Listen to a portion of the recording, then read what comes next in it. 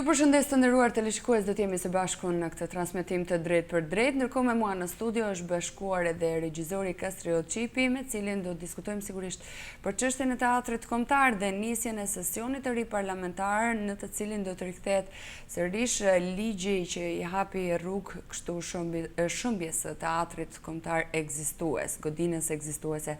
Së pari, faleminderit që je me mua, zoti Cipi. Gjithmonë kënaqësi, faleminderit faksit dhe juve. Dhe sigurisht pra unë deklarovan kalendarin e punimeve të kuvendit, është parashikuar se në datë 13 shtator do të nisë dhe diskutimi për dekretin e presidentit për teatrin kombëtar.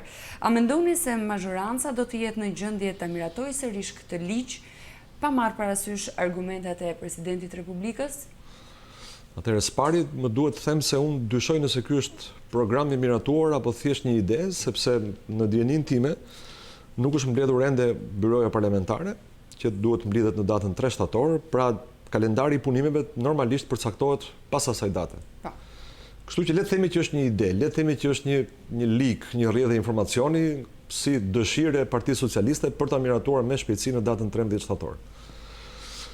Së pari unë supozoj se një ligj i rikthyer nga parlament, presidentin në parlament, normalisht duhet kaloj ato filtra të komisioneve, të verifikoj dhe të studioj ato pikat e errta, të paqarta apo të rrezikshme të ligjit, për cilat është motivuar kthimi nga presidenti. Nuk ka kuptim që ligji të kalojë pa shqyrtim në seancat plenare, në komisione.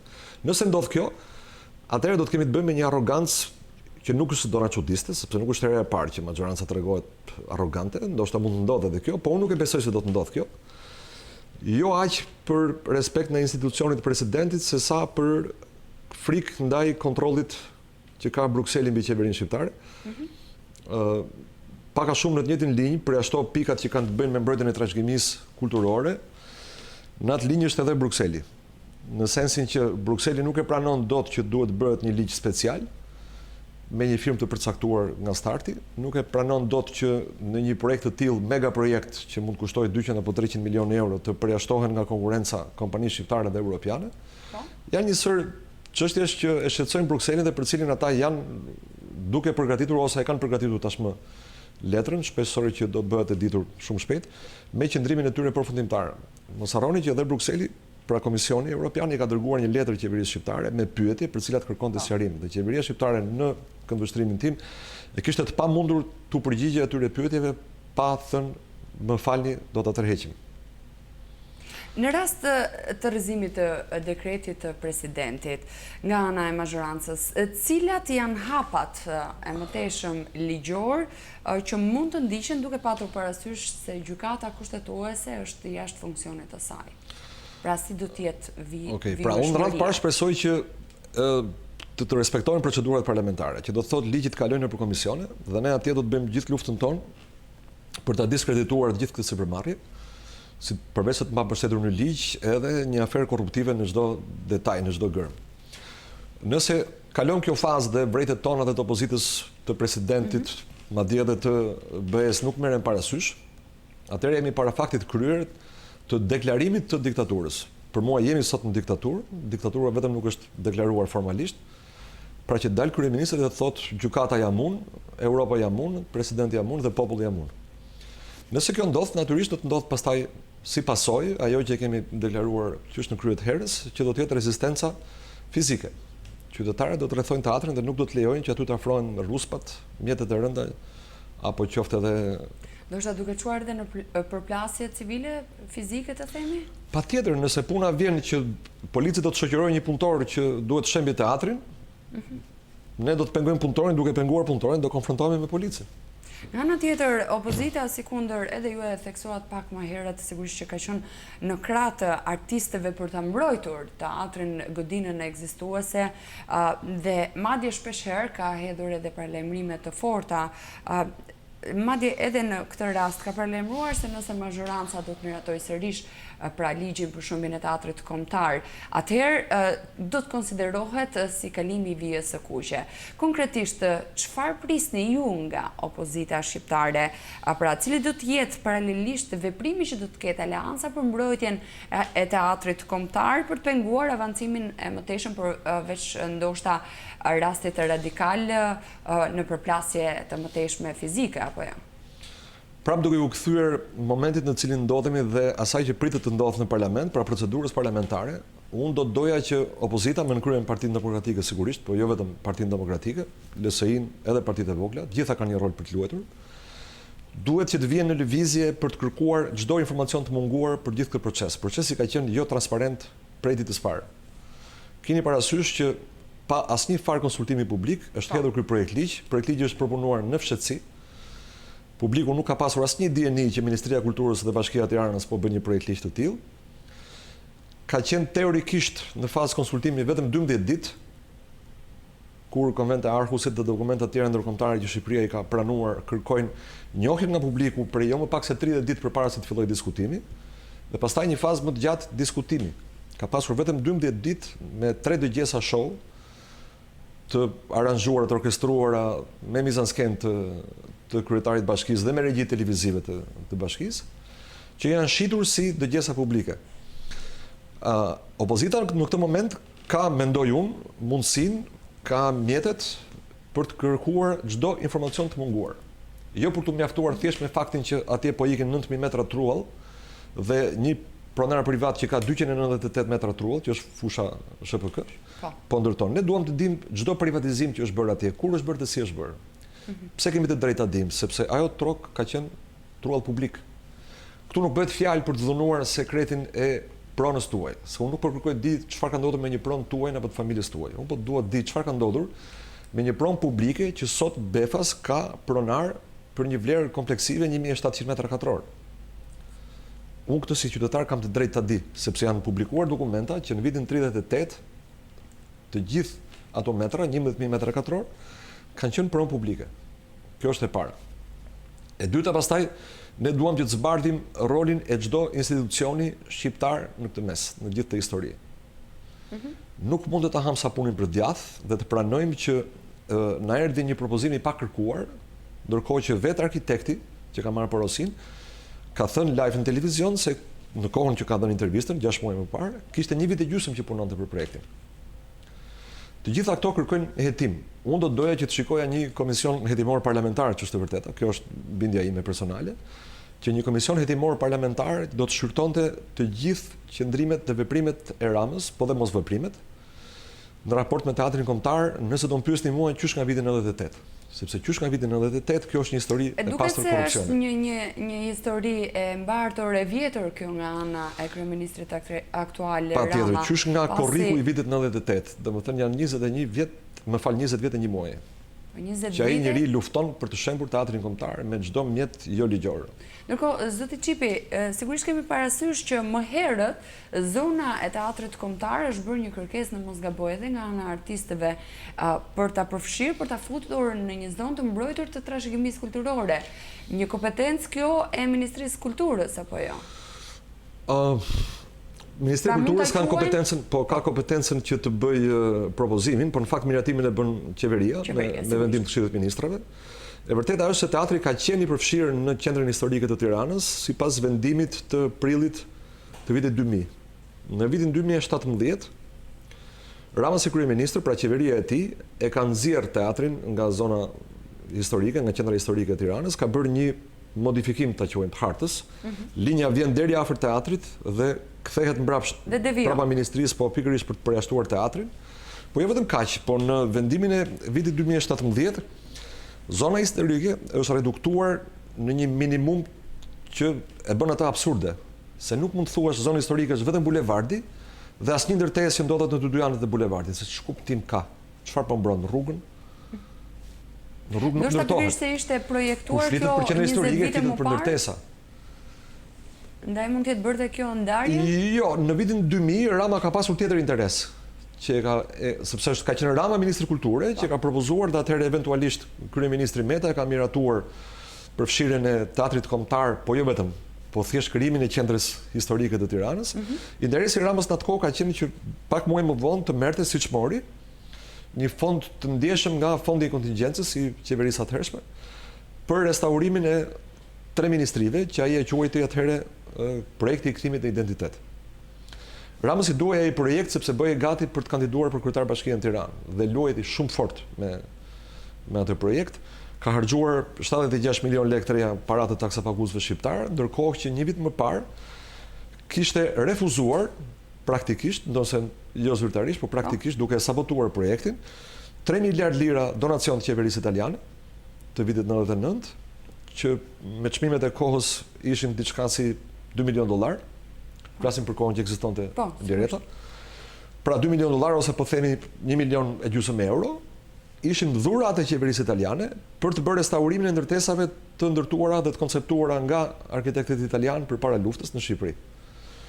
Dhe një vit më pasi e shpërdoroi këtë fond, duke e sabotuar, Rama futi dorën në xhepat tanë dhe mori 760 milion lekë, 76 milion lekë të reja për të restauruar vetëm 3 ministri vetëm nga ana e jashtme.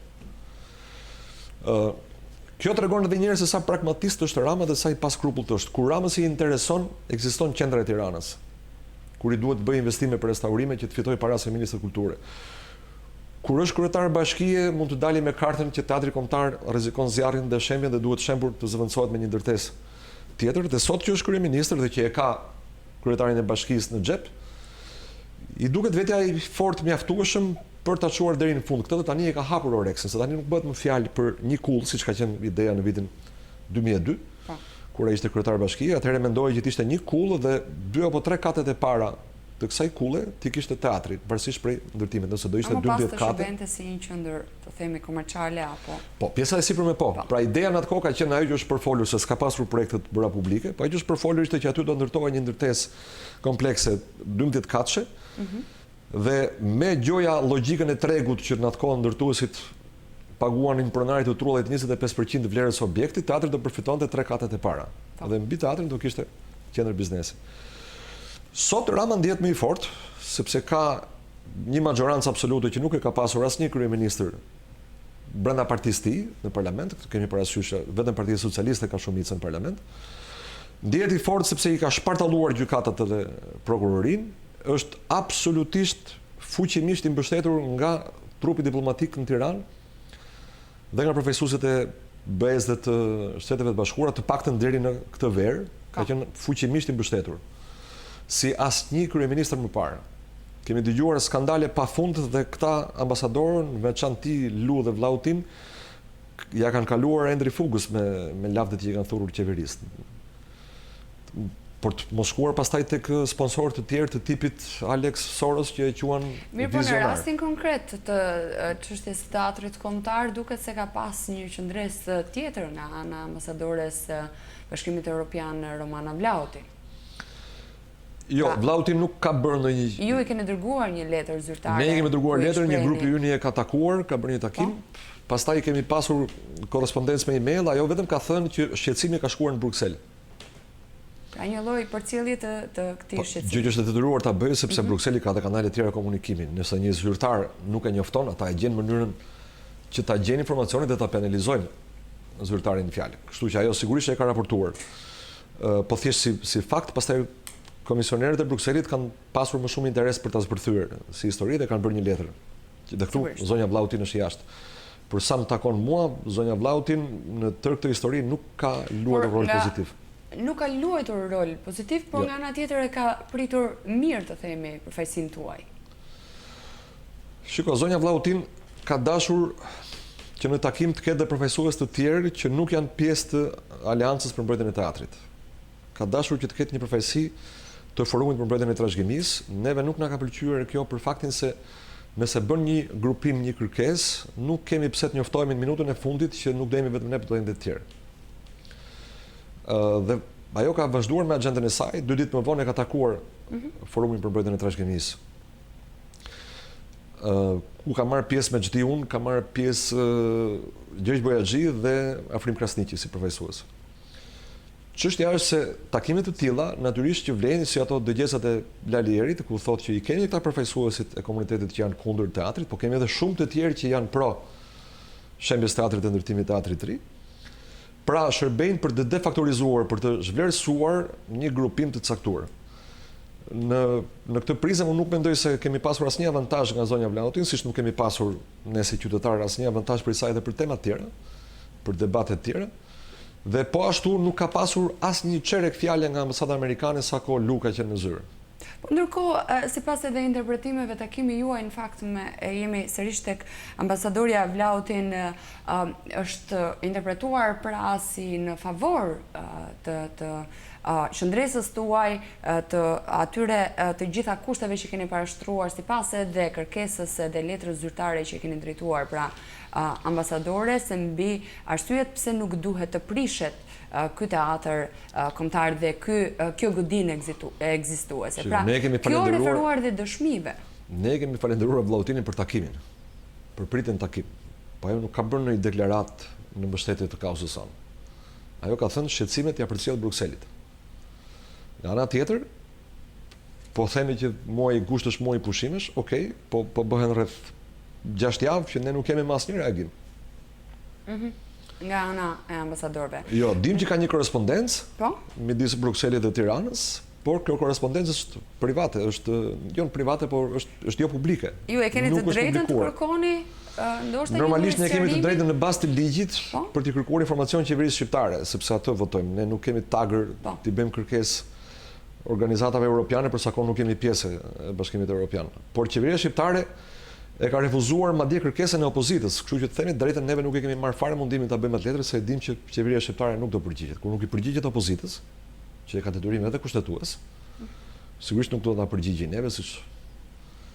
Ndërkohë, zoti Cipi, pothuajse pra jemi në 80 ditë të protestës artistëve, e mbështetur kjo nga qytetarë. 80 ditë radhazi, sepse kemi pasur dhe canet të tjera të shkëputura. Por e mbështetur kjo pra kësaj kauze edhe pjesëtar të shoqërisë civile, arkitekt, qytetar të ndryshëm. Ndërkohë, a do të keni një rikonceptim të protestës pra që kundërshton shëmbjen e teatrit kombëtar, edhe deri ku do të shkojë qëndresa e të gjithë pra mbështetësve të kësaj kauze? Shiko, ai shesh është kthyer në një agora, në një vend të hapur, ku flitet hapur, pa censur, pa dogan, nëse duam ta themi kështu me gjuhë të kuptueshme për të gjithë. Dhe natyrisht që njerëzit kanë ardhur dhe kanë folur jo vetëm për teatrin. Nga ana tjetër, dhe ne që jemi ngritur aty për teatrin, në fundit jemi qytetar dhe shqetësimi ynë i vetëm nuk është teatri. Është një shqetësim madhor, por nuk është i vetmi. Ne jemi qenie sociale dhe përballemi me probleme të ndryshme çdo ditë tjetër son. Në këtë kuptim, ai ka qenë, sidomos gjatë periudhës verës, parlamenti i munguar i shqiptarëve. Atje janë artikuluar ide të ndryshme, që natyrisht te i kalojnë për masat çështjen e teatrit kombëtar, është folur deri për ndryshim të kushtetutës, sepse njerëzit po arrin të kuptojnë që rrënja e problemeve në Shqipëri është kushtetuta, e cila është masakruar 2 herë për të kthyer nga një garanci e lirive dhe drejtave të individit në një garanci për pushtet absolut të pak liderëve politik të lidhur me oligarkët.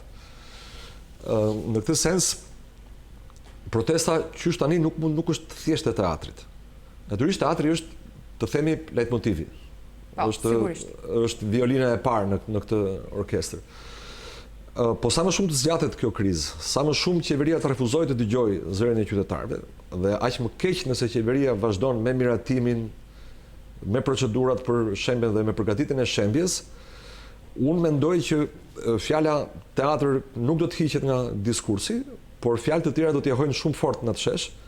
Dhe atëherë mund të krijohet një ortek që do të rrezikojë qeverinë dhe ndoshta më shumë se sa qeverinë. Kur them më shumë se qeverinë, kuptoj sistemin politik i cili vuan tashmë nga kapja dhe, siç e thash, duke qenë se problemi fillon nga kushtetuta, njerëzit do të fillojnë ta kuptojnë që zgjidhja duhet kërkuar në kushtetutë, në sistemin zgjedhor, sepse nga ky sistem zgjedhor që ne kemi trashëguar këtë lloj sistemi që s'është as demokracia as diktaturë, që është një republik jo bipolare, jo bipartizane, pra me dy parti, por bipersonale, me dy persona. Do thënë praktikisht në Shqipëri kanë mundësi të flasin dhe të vendosin fatet e njerëzve vetëm dy persona. Kryeministri dhe kryetari i opozitës. Kjo duhet ndryshojë. Duhet ndryshojë patjetër. Kryeministri nuk ka pse ka kaq shumë autoritet. Institucionet duhet marrin vlerën që u takon. Reforma në drejtësi është një nga problemet që ne kemi artikuluar, atje kemi pasur një panel të posaçëm. Po, sigurisht. Tashmë për të gjithë ata që vinë atje është e qartë se reforma në drejtësi ka dështuar, edhe nëse ka pasur, unë bëj pjesë në ata që mendojnë që nuk ka pasur qëllim të mirë prej startit, që në fazën e konceptimit, po dhe ata që kanë menduar ose shpresuar se kjo reformë do sjellë ditë bardha për Shqipërinë, sot po kuptojnë që nuk është kështu, që nuk mund presin asgjë të mirë, se gjykata dhe prokuroria thjesht po shpartallohen dhe po bëhen ushtar jo vetëm të bindur, por edhe të verbër të kryeministrit. Mjafton t'ju them një detaj fare të vogël. Pardje, prokuroria ka kthyer përgjigje për një kallëzim kolektiv që ne kemi bërë për rastin e përmbytjes së bibliotekës kombëtare. Dhe përgjigja është që në ato që të lënë pa fjalë. Çfarë konkretisht? Ata thonë nuk ka përmbytje. Jo nuk ka shkelje të ligjit, jo nuk ka procedura të paligjshme, jo nuk ka persona përgjegjës, dëm ekonomik që do duhet ishte llogaritur dhe të zbuloheshin pas pasojave shkaktare dhe pasojave efekti financiar, por prokuroria në mënyrë të habitshme thotë nuk ka përmbytje. Tani ju jeni gazetare, punoni në media, përveç televizioneve, rrjetet sociale kanë bërë namin me fotot e bibliotekës përmbytur, librat që vareshin si rroba në tel, si levere. Dhe ka njëri që t'i bin njerëzit tani që të gjithë kanë parë një ëndër, që kjo nuk ka ndodhur kurrë. Mirë po, duke qenë pikërisht ndoshta në këtë kontekst të bisedës, pak më herët sigurisht edhe unë e citova, por tashmë është parë nga të gjithë shqiptarët, madje kauza sikundër ju e quajtët edhe pak më parë si thjesht një leitmotiv të quajmë rastin e teatrit kombëtar, por janë shumë problematika të tjera, shumë më të mëdha ndoshta që shqetësojnë popullin shqiptar, të cilat bëjnë që të bashkohen të gjithë së bashku. Duket sikur ka një lloj revolucioni të brendshëm të këtyre qytetarëve dhe janë mbledhur dhe janë bashkuar, pra nuk kanë qenë të paktë ata që kanë protestuar, duke mbështetur artistët në rastin konkret, por nga ana tjetër mund ta quajmë si një lodhje nga ana e popullit për të ngritur më pas, për të vendosur në thonjza pikat mbi i, mbi mungesat dhe mbi cënimet jetike të jetës tyre dhe pasigurisë së tyre? Unë mendoj që ata që vinë atje janë pikërisht njerëzit që nuk janë lodhur ende. Ata që janë lodhur janë në shtëpi. Kanë humbur shpresën edhe nga që në skemën e tyre ka vetëm pozitë dhe opozitë dhe nëse nuk të mbështet asnjëra as tjetra ti nuk ke shanse, ata rrinë në shtëpi. Në fakt, ata që vinë në teatr, pavarësisht nëse kanë votuar apo jo në zgjedhjet e fundit, kanë votuar njërin krah apo tjetrin, unë mendoj që tashmë janë një komunitet shumë special, ende në minorancë në Shqipëri, ende pakic, por që do të zgjerohet me kohë, që besojnë se zgjidhjet nuk janë ekskluzivisht zgjidhje partijake, që besojnë se fatet e njerëzve nuk duhet të jenë as në dorë të dy partive të mëdha, as në dorë të dy liderëve të partive dhe as në dorë të gjitha partive dhe të gjithë deputetëve të Shqipërisë. Besojnë që ka një zgjidhje nëse fjala e lirë dhe vota e lirë bashkohen, pra kanë vlerë të dyja bashk, nuk mjafton vetëm të shash, të kritikosh, po edhe të propozosh alternativa, po të kesh mundësi të miratosh. Po, sigurisht. Se ç'vlerë ka nëse ti ke vetëm të drejtën e fjalës. Tani drejtën e fjalës ta haj drejt që nuk na heq dot më Rama, sepse ka vdekur Enver Hoxha dhe Ramiz Alia, jemi në një sistem tjetër, edhe pse ai kontrollon 90% të medias, ai nuk e mbyt dot zërin kritik. Çështja është që këta njerëz duke artikuluar, virtualisht gjenden përpara një muri që nuk dëgjon, që nuk reagon, dhe natyrisht një ditë të bukur do duan ta thyejnë këtë mur. Ndërkohë, a ka pasur presion nga strukturat shtetërore gjatë muajit gusht, ku sigurisht ka qenë muaj i pushimeve dhe ndoshta kjo i ka dhënë hapësirë edhe organizatorëve edhe pra institucioneve shtetërore të krijojnë një lloj trysnie psikologjike për një lloj presioni ndaj organizatorëve të protestës për ta ndërprerë atë ose për të ndryshuar qëndrimin? Unë personalisht nuk kam pasur presione, po ndoshta kjo lidhet me faktin që unë nuk punoj në administratë publike, unë jam pa punë zyrtarisht. Edhe mbase gjykojnë që nuk kanë se me çfarë të më kërcënojnë në momentin që jam pa punë. Pra nuk përjashtohet mundësia se mund të ketë ndodhur me Nuk mund ta përjashtoj, nuk mund ta përjashtoj sepse shumë njerëz flasin, por të gjithë atyre që flasin, unë nuk kërkoj të denoncojnë faktet. T'i bëjmë publike, sepse nëse hesht për një kërcënim që është bërë, në fundit ti i ke bërë shërbimin diktaturës. Sepse diktatura atë do, që ti të heshtësh dhe të mos flasësh as për kërcënimin që të ka bërë. Nëse duke folur, në plan të parë, në një plan të afërt imediat, mund të ndjehesh i kërcënuar se thua humbas vendin e punës. Dhe unë nuk është se nuk kam mirë kuptim për të gjithë njerëzit që duan ta mbajnë vendin e punës. Jetesa është bërë shumë e vështirë dhe vendi i punës është patjetër i shumë i rëndësishëm, sidomos për ata që kanë familje, që kanë fëmijë në ngarkim, njëri nga të cilët jam dhe unë. Por nga ana tjetër, nuk dua të justifikoj, jo pse unë jam i papunë, por për faktin se duke mos reaguar, lejojnë të keqen që të rëndohet. Nesër do të jetë më keq. Kjo qeveri duhet kishte marrë reagim të fortë, po flas paktën për komunitetin tim me të cilët komunikoj rregullisht. Qysh në vitin e parë, kur jo vetëm që tha do ngri rrogat, në fillim tha do t'i ngrim për pak kohë se duhet lajm borxhin se na ka lënë një borxh shumë të madh Sali Berisha nga mbrapa. Pastaj kjo u bën normë. Sot po bëhen 5 vjet nga qeverisja të rrogat janë të ngrira, nuk ka asnjë përqindje rritje rroge. Nuk është reaguar dhe është bërë shumë gabim, nuk është reaguar në komunitetin tonë që u hoqën shpërblimet mbi pagë për ata që punojnë më shumë. Le të kuptojmë, se s'po dua që njerëzit që rrinë kot dhe pinë kafe gjithë ditën të marrin para. Unë kam qenë kundërshtari i atij sistemi në vite, në 20 vjetërisht. Por nuk folen as për këtë. Nuk folen as kur filloi të flitej gjysmë nën zë, gjysmë zyrtarisht që teatri mund të lëviz, mund të shkojë te Turbina. Nuk folen artistët e teatrit kombëtar kur teatri Turbina filloi të ndërtohej kur ata s'kishin parë akoma me sy projektin. Pra, me çfarë duhet të them me këtë? Këta kolegë, duke heshtur, e kanë lënë të keqen të zgjerohet, të fuqizohet dhe të dhunojë, të sulmojë gjithmonë më tepër. Që do të thotë, nëse nuk flasin sot për kërcënimet që marrin, nuk duhet shpresojnë se do jetë më mirë nesër, se do t'i lënë të qetë. Nuk do t'i lënë të qetë. Këta do bëhen më agresiv. E vetmja mënyrë për ta luftuar të keqen është të përballesh me të, ta thuash me zë të lartë, ta denoncosh. Vetëm kështu pushteti trendet. Sot kam parë një status në Facebook të një kolege Ilma Dorezi, e cila tregon se i ka mbaruar kontrata në teatrin kombëtar, në duke këtu s'ka asgjë. S'ka shkelje, sepse çdo kontratë dikur mbaron, por nëse lexohet me qetësi statusi i saj, kuptohet se ka një marifet në këtë mes, sepse asaj por i refuzohet puna dhe pasi refuzohet puna, i refuzohet dhe kontrata. Tani duhet të thënë që Elma Dorezi është një nga firmëtarët e letrës së hapur të artistëve që kundërshtojnë shembjen e teatrit kombëtar. Dikush mund thotë që kjo është rastësishme. Mundet. Por kam frikë se koha në ditët e ardhshme, pra në afat të shkurtër do të tregoj se Elma Dorezi nuk është e vetmja, edhe njerëz të tjerë do ta psojnë. Siç ka treguar që shumë të tjerë nuk e kanë nderuar dot shantazhin dhe janë kthyer në rresht. Ndërkohë, unë do ta citoj me qenë se jemi në rastin e kolegës tuaj Elma Dorezi, sigurisht do ta citoj statusin e saj, mos punoni se do të mbeteni pa punë. Zyrtarisht, sot më datë 1 shtator 2018, jam jashtë teatrit kombëtar. Arsyet, roli i regjizores është në qarkullim. Nuk ke projekt, nuk jemi të përjetshëm. Qarkullimin të nderuar thotë ma sqaroni ju, ndërsa unë ju sqaroj se mbeta pa projekt për arsye të anullimit të konkursit të projekteve nga teatri kombëtar, edhe pse isha me projekt, pasi isha drejtuese artistike dhe kuratore e netëve të leximit të dramës shqipe.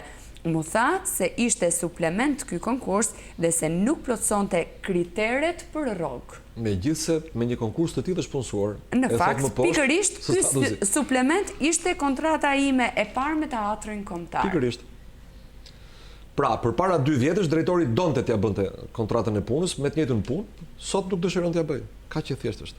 Për të përmbyllur bisedën tonë, zoti Cipi, ajo që ran sy, në fakt ne e përmendëm edhe pak më herët gjatë muajit qendresës artistëve gjatë muajit gusht, ka qenë edhe pikërisht edhe ngritja një sër problemesh të tjera që shqetësojnë pra mbar komunitetin shqiptar në tribunën e protestës.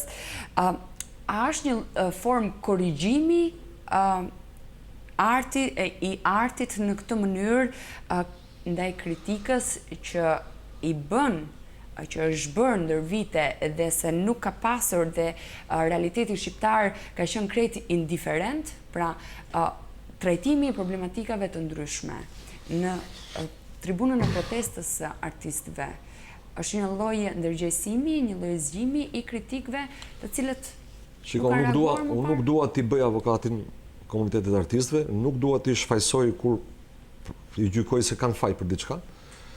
Pra nuk dua të them se ata janë të larë në këtë histori, në këto 27 vjet ata nuk është se e kanë kryer rolin që u takon. Nga ana tjetër, nuk mund të them edhe që komuniteti i artistëve është komuniteti më i nënshtruar, sepse ndërkohë gjithë shoqëria shqiptare po zihen nëpër protesta. Nuk është kështu.